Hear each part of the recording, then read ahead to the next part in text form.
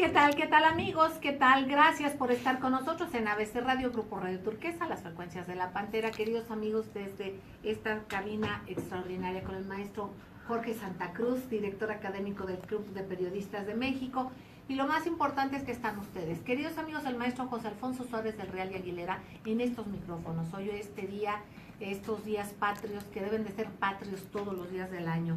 Pero bueno, con una noticia que indigna, o no sé cómo decirlo, ¿no? Todo persona que venga de fuera es bienvenido en las fiestas patrias y en cualquier evento, ¿no? Pero el que sea en el contexto de lo que es esto, tiene un símbolo que yo creo que a muchos mexicanos nos duele, ¿no? Porque bienvenidos cualquiera que quiera venir a México, pero ¿en qué circunstancias? Gracias, maestro querido. Al contrario, gracias, queridísima Celeste, maestro, un placer estar aquí con ustedes. Y en efecto, si nos hubiesen enviado al vicepresidente, si nos hubiesen enviado a un secretario de Estado de los Estados Unidos como invitado especial a los festejos patrios, pues estaríamos diciendo, bueno, esto está bien, es correcto. Pero el hecho de que sea precisamente el jefe del Pentágono, el secretario de la Defensa de los Estados Unidos, Jim Mattis, el invitado de honor, nosotros los mexicanos tenemos que recordar que hace 170 años, a esta hora seguramente nuestros chosnos estarían enormemente preocupados porque habíamos perdido ya el castillo de Chapultepec, porque el colegio militar había sucumbido y porque se acercaban las huestes a las dos grandes garitas, las más importantes, San Cosme y Belén, y al día siguiente, 14, estaban prácticamente tomando la ciudad.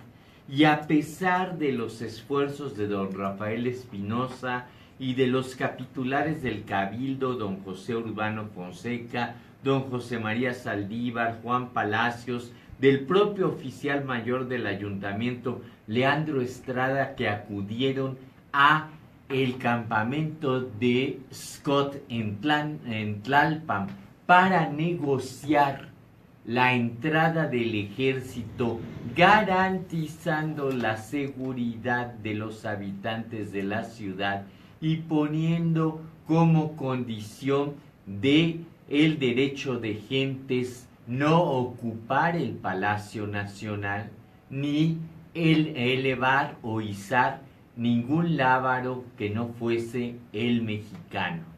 Cuando ve Scott esas pretensiones, se carcajea, manda muy lejos a los señores representantes del gobierno de la ciudad, abandonados por el ejército de Santana, y entran los americanos, y don Guillermo Prieto lo describe de manera extraordinaria, y lo primero que hacen es tomar posesión del Palacio Nacional e izar la bandera de la barra, y las barras y las estrellas, y un mexicano se atrevió a dar un tiro certero a el cabo que izó y lo mató.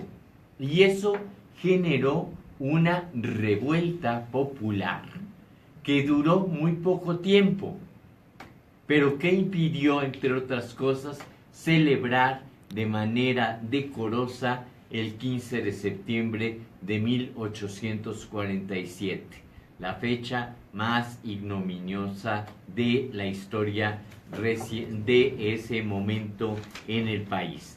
¿Qué ocurre? Que 30,000 soldados estadounidenses llegan a esta ciudad y viven aquí 6 meses. Y en esos 6 meses, el único espacio al que no pueden penetrar es al barrio de Tepito. De allí le viene lo de bravo.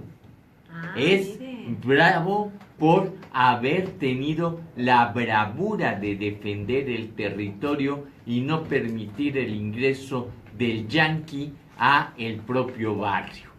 ¿Y qué decirles? Bueno, o sea, invitar a Jim Mattis justo cuando estamos conmemorando los 170 años, me parece que resulta tan absurdo como cuando el propio Peña Nieto invitó a Donald Trump y le dio honores de estadista desde el aeropuerto y en su breve visita. ¿Y qué logramos con todo eso? Simple y llanamente de decir, el muro va y lo van a pagar ustedes.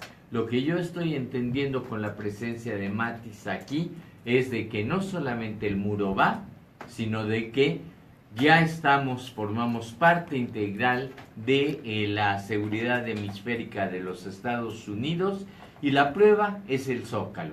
Ya hoy está tomado por el Estado Mayor Presidencial, 13 de septiembre, ya está tomado el Zócalo para proteger a tan directo y digno visitante. Me parece totalmente fuera de norma, fuera de contexto histórico, una muestra más de la carencia de cultura histórica de nuestros políticos y gobernantes. Exactamente, maestro. Y maestro Jorge Santa Cruz, queridos amigos, imagínense ustedes también todo esto que han tratado de que se desvirtúe la historia de México. Hay una supuesta controversia, ¿no?, sobre los niños héroes. Dicen, es un mito. Miren, no es un mito, pero si lo fuera es un mito nacionalista. Así es. Y están tratando de borrar todo resquicio de defensa de la patria. Maestro Jorge Santa Cruz. Sí, Celeste, en realidad hay documentos que prueban la gesta de los cadetes de Chapultepec. Había no solo 6 cadetes, no recuerdo en este momento la cifra y me lo reprocho, pero había más de 200 y tantos efectivos, ¿verdad? Sí, más de 200. Más de 200 entre cadetes del heroico Colegio Militar y soldados de línea. Ah, sí, entre ellos el general Bravo. Entre ellos el general Bravo, que había sido veterano de la Guerra de Independencia. Así es. Y también estaba el coronel Xicoténcatl, si no me equivoco. Y Es, tanto el general Bravo como el coronel Xicoténcatl, hasta donde un servidor conoce, permitieron a aquellos elementos que lo desearan abandonar el sitio, abandonar la plaza, en este caso el castillo de Chapultepec. No hubo deserciones, con todo y que hubieran estado permitidas, y se quedaron a defender el castillo de Chapultepec hasta lo último, ¿no? No mucho antes, el 20 de agosto, se había tenido una elección de patriotismo también extraordinaria en lo que ahora es el exconvento de Churubusco. Se había tenido la batalla en Padierna, se había tenido la batalla de Molino del Rey, y el caso es que las tropas mexicanas, apuntaladas por los cadetes de Chapultepec, dieron, creo yo, la muestra más grande de honor y de amor a la patria que se pudiera haber reclamado a semejante guarnición. Y también Maestro, tenemos que recordar la deserción de los irlandeses que formaron el Además, batallón claro, de San Patricio, claro, y que fueron ferozmente ahorcados en San Ángel cuando el ejército estadounidense toma precisamente Padierna y allí los encuentra. O sea, hay toda una serie de hechos históricos que, fíjense que ayer recuperé para un grupo de gentes una película que produjo, que mandó a hacer el general Cárdenas en 1938, que se llama El cementerio de las águilas. El único actor reconocido, Jorge Negrete, muy joven, y relata precisamente los días previos a la caída del castillo de Chapultepec. ¿Por qué lo hizo el general Cárdenas? Fue para mantener encendido el patriotismo que provocó la expropiación petrolera, precisamente cuando Estados Unidos decidió, porque de eso ya no se habla, de que en 1938 tras la expropiación petrolera, Estados Unidos nos boicoteó como se boicoteó a Cuba. Prohibió la compra de petróleo mexicano, de plata mexicana, de azúcar mexicana, de productos mexicanos, y el general tenía que mantener arriba el espíritu patriótico de los mexicanos. La película se estrena precisamente un 13 de septiembre de 1938 y la gente salió del cine gritando vivas a México y concentrándose una vez más en el Zócalo capitalino para apoyar al gobierno. Maestro, usted como especialista en temas de seguridad y como una persona con una conciencia nacionalista, le pregunto si usted recuerda o qué otras etapas recuerda como esta que a mí como mexicana me da vergüenza, no porque no sea bienvenido ningún ciudadano de Estados Unidos o de cualquier otro país, en el contexto y en el lugar y en la fecha en que lo están haciendo, maestro. No lo recuerdo, es la primera vez en que tenemos esta situación tan compleja de considerar, o sea, el Pentágono está considerando que la presencia del general es un signo de paz, es un signo de concordia, de amistad con el pueblo mexicano a pesar de Trump. O sea, pero a pesar de Trump viene como invitado de honor pues el que representa a el ejército que pues cercenó con una guerra ficticia como fue la guerra de como inició esta guerra por parte de Polk. No había razones para hacerla, lo único que buscaban era quedarse con la mitad del país y lo obtuvieron por las armas. Maestro Jorge Santa Cruz. Sí, muy rápido, porque creo que nos tenemos que ir a un corte, mejor te entrego el maestro, micrófono. Un comentario rápido. Rapidísimo. Por algo, entonces, dejaron sepultado literalmente el primer zócalo donde estaba la bandera nacional cuando entraron las tropas. En un principio me había parecido que era correcto, pero cuando el maestro Suárez del Real dice, es que con eso entierran un recuerdo histórico fundamental, ahora entiendo también por qué está detrás del nuevo bloque de concreto hidráulico en el zócalo de la Ciudad de México. Queridos amigos, vamos a un corte, enseguida regresamos. ¿Qué opinan ustedes? Está usted escuchando Cuatro minutos. ¿Sabe qué? Que estamos con el Jesús en la boca con mi hija, que se desmaya, que le baja la presión. Ahorita está con unos compañeritos haciendo una tarea, ¿verdad, mami? Nos entretuvimos. Sí. Porque están ahí y se mareó mucho, entonces ya todo bien, ¿no? Gracias a Dios todo bien, pero perdón. Y le digo, y luego quería yo hablar por teléfono y pues ni funcionaba, o sea, pues qué bueno que tú me marcaste y viste que ni siquiera me entró. No entró. Está el maestro Benjamín Castro en la línea. Sí, pues es por ¿Mandó usted? No, ahorita arranca, si nos puede esperar, por favor, 4 minutitos. Va a decir, Benjamín, ahora que me vea, me va a decir, vas a ver, malvado, siempre me quitas tiempo. Maestro querido. No, es que es muy importante esto. Qué barbaridad. Hola, lo que pasa, amigos, es que estaba revisando la página de Voces Diario. Perdónenme, pero estamos revisando, pero atentos al programa. Ajá, no, está bien. Queridos amigos preciosos, muchísimas gracias, siempre gracias. Y maestro, entonces ese es el comentario que usted quiera complementar, porque esto es sumamente delicado. ¿Qué opinan ustedes, queridos amigos? Reiteramos, no es xenofobia, o sea, no. Ellos a lo mejor lo ven con un contexto diferente, pero estando las cosas como están, todo lo que ha sucedido y todavía esto es una afrenta a la gente, ¿no? Entonces, yo creo que la gente se va a molestar, de hecho, extra de lo que ya haya. Es delicado que no tengan ese sentido político para decir ahorita sí, ahorita no, más allá de lo que ellos hagan, ¿no? Pero yo creo que también pudiéramos hablar, lástima que el maestro se tiene que ir, pero de lo que es nación, nacionalismo y de lo que es verdaderamente patria y patriotismo. Lo tomas, maestro, si quieres, y maestro, usted lo que considere, porque eso es un tema muy- Sí, nada más yo mencionaría esto que se suma a lo de la expulsión de un de diplomático. Corea, así del norte. O sea, sin que, Sí, eso lo medie platicábamos. un Sí, maestro. agravio hacia México, o sea, para agradar a Estados Unidos, corremos a... Y comprar problemas que no nos tocan. Exacto. Tocan, exacto. Y ahora sí que darle ya la puñalada a la doctrina Estrada. Sí, sí, sí. Es la no intervención en los asuntos de los pueblos. Es muy Pero grave. ¿cómo no? Así se ve bien la bandera, madre. Un verdadero... Bueno, me lo voy a dejar, no suelo usar mucho los adjetivos. Lo voy a dejar en una Pero a aprendiz, veces- como él lo dijo cuando llegó a tomar posesión Pero de es la que a veces... Cancillería.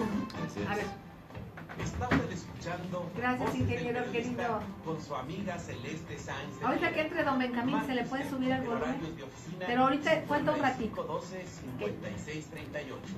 Continuamos. Gracias, queridos amigos, gracias por seguir con nosotros en las frecuencias de ABC Radio, las 760 de AM de Organización Editorial Mexicana, este grandísimo grupo multimedia, también a las frecuencias de La Pantera y el gran grupo Radio Turquesa.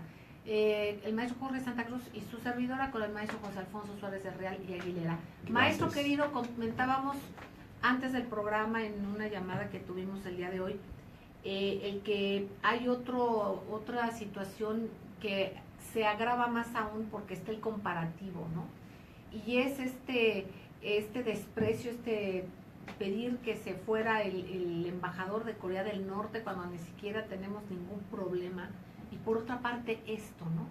Usted decía algo en el corte, muy cierto, que es un desprecio, es el pisotear la doctrina Estrada, que tan buen resultado le dio a México en política internacional. Por favor, maestro. Así es, o sea, si hacemos la calificación del canciller, ese canciller que, como bien comentaba el maestro Santa Cruz, él mismo se confesó un neófito en la materia, pero este aprendizaje le está costando muy caro a la nación mexicana, porque de él hubiese dependido en un momento dado de señalar que no era el momento preciso para recibir a Matis, en este contexto de las fiestas, dadas las características de la invasión hace 170 años, que él hubiese propuesto alguna otra personalidad.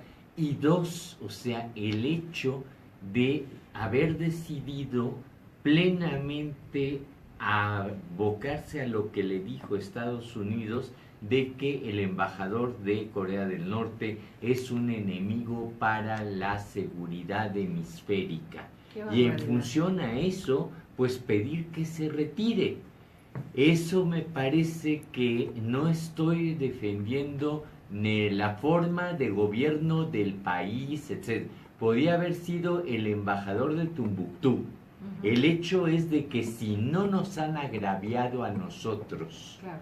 nosotros debemos de mantenernos ajeno a los problemas y más proclives a la búsqueda de la paz. Me pueden decir que es que el gobierno de Corea del Norte está poniendo en riesgo una paz muy frágil.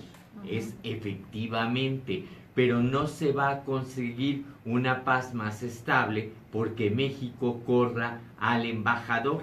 Lo único que se hace es demostrar que quien manda aquí es Estados Unidos. Qué pena que hayamos perdido tantos años de prestigio internacional ganados a pulso por don Genaro Estrada. Desde don Genaro Estrada nos ganamos a pulso. Torres Bodet, todos los cancilleres mexicanos, incluido a Derbez, que fue el más gris de todos ellos, el último que puedo yo rescatar porque al menos sabía de política internacional, era una paradigma del quehacer a favor de la paz. Ahí está nuestro Premio Nobel de la Paz, Alfonso García Robles. Hoy lo que tenemos es un Mickey Mouse de canciller en Tlatelolco. Es como el aprendiz de brujo que vemos en la película Fantasía. Así me imagino yo al canciller mexicano, haciendo pura diablura. Pues maestro, le agradecemos enormemente su participación como siempre y sabemos que tiene usted ocupaciones y siempre es importante su reflexión. Muchísimas gracias. A ustedes. Maestro José Alfonso Suárez del Real y Aguilera. Y queridos amigos, tenemos en la línea al maestro, ya está Benjamín Castro está en la línea. Muchísimas gracias. Adelante, maestro, muy buenas tardes. ¿Cuál es su comentario? Buenas tardes, Celeste, buenas tardes, Alfonso. Yo quiero hablar un poco sobre la situación en que quedan Oaxaca y Chiapas, y también un poquito Tabasco, después de este temblor del jueves pasado, porque, bueno, pues lo que se está viendo ahorita es que la ayuda federal, en todos los sentidos, desde las mugres despensas, como le dice la gente, hasta, digamos, la llegada del ejército, los cuerpos de auxilio, en fin, ha sido enormemente limitado. La comparación se puede hacer en base a lo que el propio Peña Nieto dijo, de que se están repartiendo 100,000 despensas al día, cuando sabemos que en el estado de Oaxaca hay al menos 800,000 personas que quedaron damnificadas, ya sea porque no tienen dónde vivir, porque se derrumbó su casa, o porque no pueden entrar a esa casa debido a que quedó dañada. Es un cuadro muy grande en donde tampoco se está hablando de algunas poblaciones que no han recibido absolutamente nada. Juchitán sí, ahí es donde está concentrado todo, pero decía, hay otras poblaciones que no ni siquiera han visto aparecer a nadie o a algún cuerpo que lleve alimentación. Y esto pues tiene que ver con números. La reacción del gobierno tiene que ver con números, porque ellos están empeñados ahorita, me refiero al secretario de Hacienda, Mid, el presunto candidato presidencial del PRI-PAN-RD, en un momento dado se va a juntar para buscar un gobierno de coalición. Este hombre se está jugando la presidencia tratando de complacer a las autoridades financieras internacionales, al FMI, por ejemplo, o a las calificadoras, y ellos le pidieron que obtuviera un déficit primario de 1.5% y que también redujera el déficit general a solo 2.4% del PIB. Eso, traducido al mundo real, significa destrucción, ¿verdad? Suspensión de inversiones, recorte al gasto público, etcétera, y en medio de eso pues se presenta el terremoto. Veamos la comparación, por ejemplo, de lo que se va a hacer en Texas, que es absolutamente insuficiente también, pero se van a destinar 15,000 millones de dólares para reconstruir, para hacerle frente a lo que hizo el huracán Harvey en el área del sur de Texas y principalmente en Houston. 15,000 millones de dólares. Aquí en México, el presupuesto total que MID quiere para el 2018 en el FONDEN, es decir, el fondo que atiende todos las catástrofes naturales que puedan ocurrir, sean temblores, huracanes o lo que sea, incendios, etcétera, va a ser solo de unos 300 millones de dólares, ¿verdad? Y lo que se va a ejercer en el 2017 anda por el estilo. Con eso es con lo que le quieren hacer frente, ya gastada una parte, por supuesto, a la emergencia de Oaxaca y Chiapas, porque no se pueden salir del chón, es decir, no puede haber una erogación extra, no puede haber crédito federal, no puede haber la decisión de reconstruir, que es una gran oportunidad para que Oaxaca y Chiapas se reconstruya su infraestructura, se modernice, sus escuelas, sus hospitales, sus carreteras, sus puentes, etcétera. Por el contrario, simplemente se les va a parchar. Y anda Peña Nieto, como quien dice, mendigando, ¿verdad?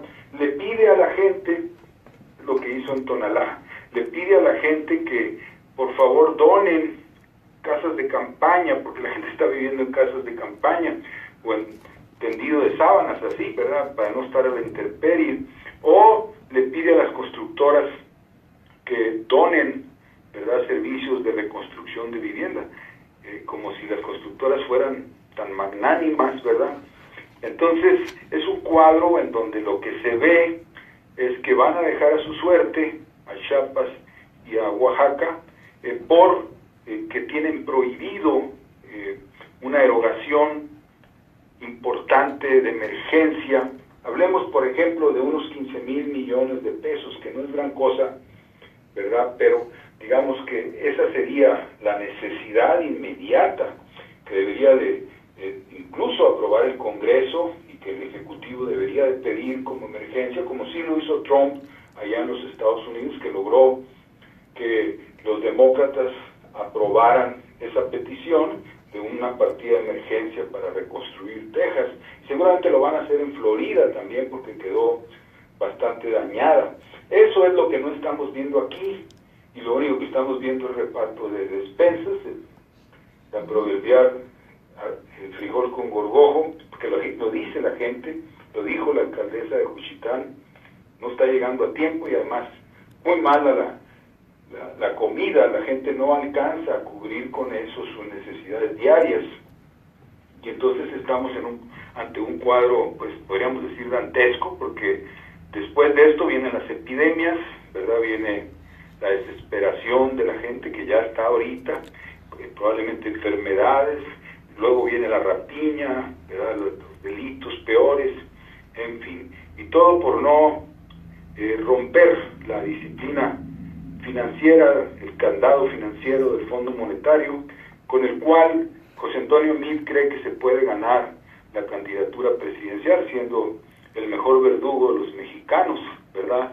El más despiadado, ¿verdad? Que sacrifica todo antes que salirse de alguno de los lineamientos y las exigencias de este candado financiero, de las calificadoras Moody's, Fitch, que están ahí vigilando como viejas chismosas, ¿verdad?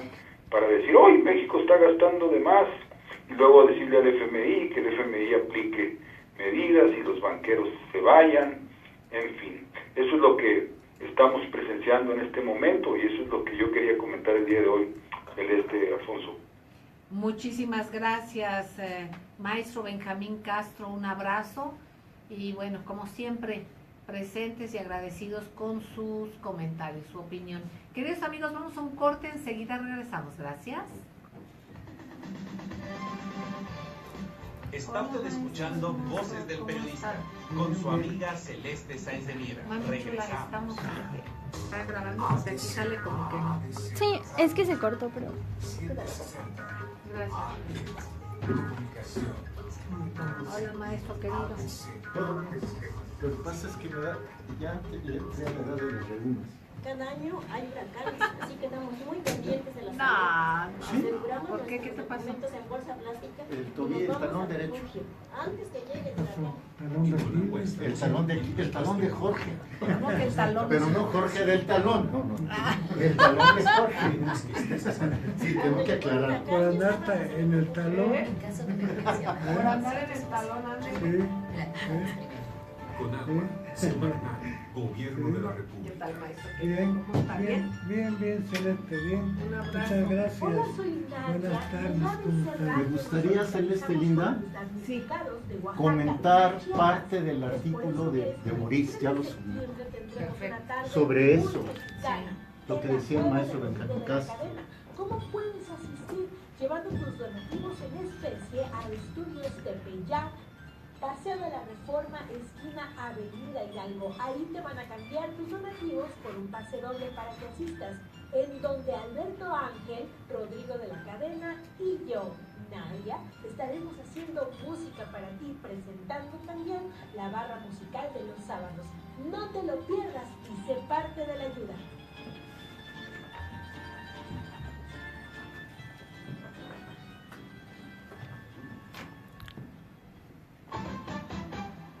Está usted escuchando Voces del Periodista con su amiga Celeste Sáenz de Miera. Marque usted en horarios de oficina 5512-5638. Continuamos. Gracias, queridos amigos, gracias por seguir con nosotros. ABC Radio, Grupo Radio Turquesa, las frecuencias de la Pantera, en ABC Radio, la 760 AM. Reitero, queridos amigos, en este magnífico estudio, el estudio de la libertad. Les quiero decir que hay 3 pases dobles que la Secretaría de Cultura nos deja para ustedes. Para el domingo 17 de septiembre a la 1 de la tarde para la obra Los Cuervos no se peinan en la sala Javier Villaurrutia, ubicado en el Centro Cultural del Bosque, en Paseo de la Reforma.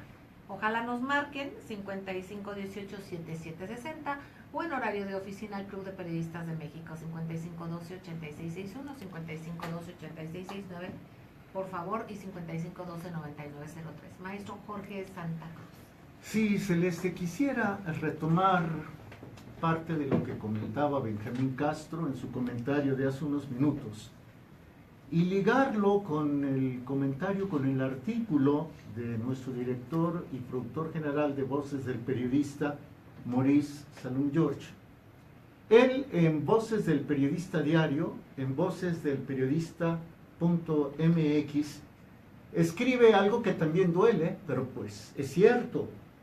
Primero lo electorero, después la crisis humanitaria. Dice Maurice Salum, desfachatez rayana en el cinismo, hipocresía, madre de la inmoralidad y corrupción, mucha corrupción, son en estos días la marca de la casa electorera rumbo a 2018. Solo un párrafo más, 4 líneas. Las lenguas de madera arrojan sus apolilladas y fétidas virutas sobre un escenario nacional sembrado de cadáveres y supervivientes damnificados que, solo en los estados afectados por los terremotos, Oaxaca y Chiapas, suman ya más de 2 millones de personas que han perdido más de 50,000 viviendas y claman por alimentos y medicinas. Y en tanto, Celeste, amigos, todo se vuelve palabrería vana y todo se vuelve demagogia. Sugiero leer a Maurice Salum-George en vocesdelperiodista.mx, primero lo electorero, después la crisis humanitaria. Celeste, te devuelvo los micrófonos. Gracias, maestro Jorge Santa Cruz. Queridos amigos, agradecemos que esté en estos micrófonos el maestro Rodolfo Sánchez Mena y nos va a hacer también un comentario. Le agradecemos enormemente, maestro querido. Bueno, los estados afectados son, sin lugar a dudas, ustedes lo saben perfectamente, los estados más pobres del país, y allí vive buena parte de la población rural, con excepción de las poblaciones de Juchitán, que son poblaciones urbanas, pero la mayor parte de la vivienda colapsada es una vivienda no construida con materiales de construcción modernos, sino son materiales de construcción que vienen de sus abuelos, de sus ancestros y que las han conservado por varias generaciones. Esto quiere decir que el impacto de un sismo como el que también sacudió de la capital pues ya no tiró más, porque ya todo lo que se podía derrumbar en la Ciudad de México pues ya se fue, está en el piso y ya se levantaron nuevos edificios. Pero en la zona sur pues cada vez más afectada por ciclones, por inundaciones y ahora por este terremoto que tiene sus explicaciones de carácter científico, pero también tiene sus explicaciones el atraso que vive la zona sur y desde luego el atraso que vive la zona sur pues tiene que ver desde luego con el desigual desarrollo que vive nuestro país y en compensación con el avance que registra nuestro norte, que ha sido beneficiado con el TLC, que tanto se discute y que tanto ha concentrado los beneficios del desarrollo, no solo con el TLC, sino con la inversión pública y con una serie de beneficios que han hecho que el norte y que el centro del país sean los beneficiarios y que estados como Chiapas, como Oaxaca y aquellos que generan la mayor parte de la energía eléctrica y parte del petróleo y del gas del país, pues sean nada más proveedores y no contribuyan, no se les contribuya, no se les retribuya con cuotas de desarrollo. Este es mi comentario, Celeste, y esperemos que el país reflexione porque en las circunstancias que ya hemos visto de Michoacán, de Oaxaca, de Chiapas, son estados que están dispuestos a separarse de la República. Esto es muy cierto lo que usted dice, hay un caldo de cultivo inoculado desde fuera, pero también en el que abonan de buena manera desde dentro. Yo quisiera subrayar nada más y preguntar qué tanto ha sido, imagínense, si se han beneficiado por el TLC, estos estados que usted menciona y la zona centro, bueno, es como migajas de lo que pudo haberse beneficiado el país con buenas negociaciones o con algo que hubiera convenido verdaderamente a México. Y eso, bueno, pues ya hace tiempo que se hicieron esas supuestas negociaciones, pero desde entonces sabemos cuál era pues la línea, ¿no, maestro Jorge Santa Cruz? Por otra parte también, en la reflexión, maestro querido y queridos amigos, de que el temblor hubiera tirado todo lo que se cayó, yo creo que por desgracia no, porque dicen que la intensidad no fue tan fuerte por la distancia de Chiapas y por que la placa de Cocos era también la placa de Cocos, pero en Guerrero es mucho más fuerte. Entonces, tembló muy fuerte, pero en la Ciudad de México dicen que no lo suficiente, que no fue tan devastador como el del 85, aunque se sintió mucho.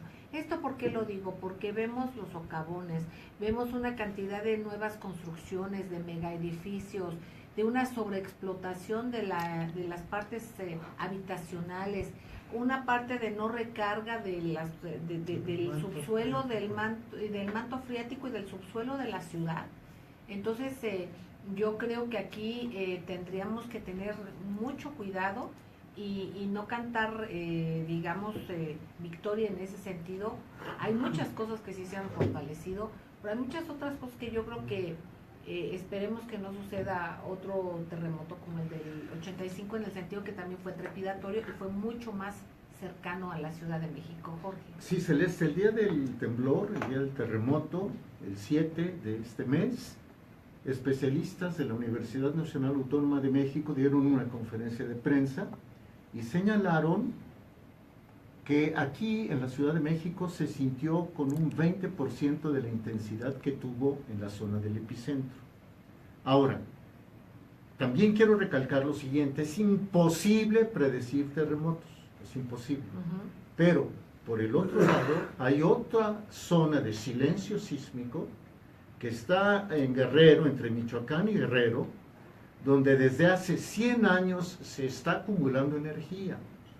El terremoto más reciente de esa zona ocurrió cuando entró el presidente Madero triunfante a la Ciudad de México. Bueno, en ese momento no era el presidente. Entonces ya hay más de 100 años de silencio. Es mucho más cerca Guerrero y Michoacán de la Ciudad de México que Pijijiapan, ¿no? Entonces, hay que estar nada más alertas y bajarle a la retórica, bajarle a la demagogia que viene desde el propio jefe del Ejecutivo, ayer presumiendo que en octubre se va a llegar a 3 millones de empleos generados en el sexenio, cuando sabemos que la mayoría de esos empleos pagan, cuando mucho, 2 salarios mínimos. Entonces, ya es hora de que las cosas caigan, pero por su propio peso en cuanto a la demagogia política. Y que, pues por otra parte, amigos, decirles, por ejemplo, que ha circulado un mensaje muy importante que habla sobre cómo protegernos, cómo resguardarnos, independientemente de tener listos nuestros documentos, medicamentos, nuestras mascotas, lo que tenga que ser, ¿no? Pero independientemente, el triángulo de vida. El triángulo de vida es que usted nunca se ponga debajo de un mueble, sino a un costado de un mueble que sea más o menos fuerte, porque entonces si usted está, por ejemplo, en esta parte, si usted se resguarda aquí donde está el micrófono, por ejemplo, y cae algo, y ustedes el micrófono, está este triángulo de vida, se da este triángulo de vida y usted tiene mayor posibilidad de estar bien. Así es que ubiquemos todo esto y bueno, ojalá no suceda y cuando suceda que estemos preparados y que no sean los daños grandes. Solidaricémonos con nuestros queridos compatriotas y con todos aquellos que estén en situaciones de desventaja nuestra. Un abrazo, les queremos mucho y que viva México, que viva nuestra bandera mexicana y que viva nuestra nación, lo que es nuestra nación. Ese es un tema pendiente. Es un tema que habremos de desarrollar. Se va a abordar. Queridos amigos, sigan en estas frecuencias porque aquí se escucha plural, se escucha diverso, de eso se trata. Y yo le quiero agradecer, además de ustedes, por supuesto, al maestro Rodolfo Sánchez Mena. Les quiero entrañablemente. Gracias, maestro Jorge Santa Cruz. Celeste. Gracias, Diana Mónica, querida Jonathan. Un beso tronadísimo. Gracias, ingeniero.